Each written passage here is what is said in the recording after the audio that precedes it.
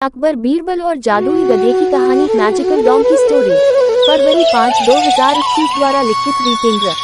एक समय की बात है, बादशाह अकबर ने अपने बेगम के जन्मदिन के लिए बहुत ही खूबसूरत और बेशकीमती हार बनवाया था। जब जन्मदिन आया तो बादशाह अकबर ने वह हार अपनी बेगम को तोहफे में दे दिया, जो उनकी बेगम को बहुत पसंद आया। अगली रात बेगम साहिबा ने वह हार गले से उतारकर एक संदूक में रख दिया।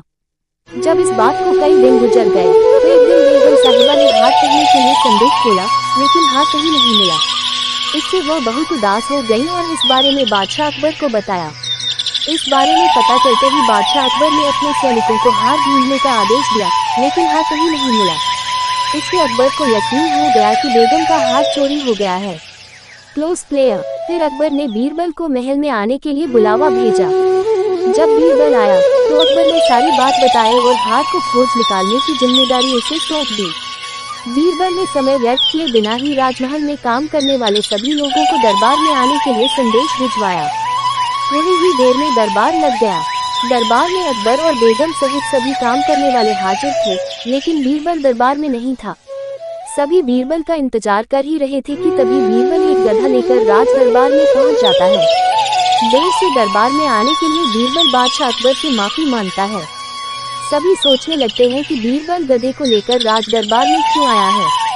फिर बीरबल बताता है कि यह गधा उसका दोस्त है और उसके पास जादुई शक्ति है। यह शाही हार चुराने वाले का नाम बता सकता है। इसके बाद बीरबल जादुई गधे को सबसे नजदीक वाले कमरे में ले जाकर बांध देता है और कहता है कि सभी एक एक करके कमरे में जाएं और गधे की पूंछ पकड़कर चिल्लाएं, जहां पनाह मैंने चोरी नहीं की है। साथ ही बीरबल कहता है कि आप सभी की आवाज दरबार तक आनी चाहिए।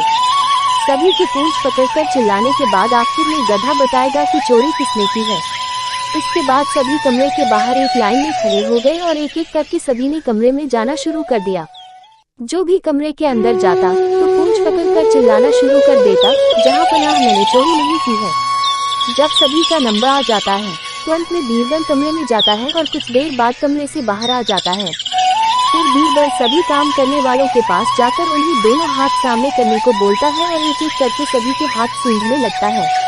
बीरबल की इस हरकत को देखकर सभी हैरान हो जाते हैं। ऐसे ही सूंघते सूंघते एक काम करने वाले का हाथ पकड़कर बीरबल जोर से बोलता है, जहां पनाह इसने चोरी की है। ये सुनकर अकबर बीरबल से कहते हैं, तुम इतने यकीन के साथ कैसे कह सकते हो कि चोरी इस सेवक ने की है? क्या तुम्हें जादुई गधे ने इसका नाम बताया है?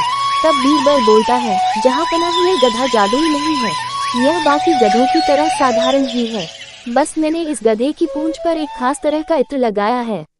सभी सेवकों ने गधे की पूंछ को पकड़ा, बस इस चोर को छोड़कर, इसलिए इसके हाथ से इत्र की खुशबू नहीं आ रही है। फिर चोर को पकड़ लिया गया और उससे चोरी के सभी सामान के साथ ही बेगम का हार भी बरामद कर लिया गया। बीरबल की इस अतिमंदी की सभी ने सराहना की और बेगम ने खुश होकर बादशाह अकबर से उसे उपहार भी दिलवाया। कहानी से सीख। इस कहानी से यह सीख मिलती है कि बुरे काम को कितना भी छुपाने की कोशिश करो, एक दिन सबको पता चल ही जाता है। इसलिए बुरे काम नहीं करने चाहिए।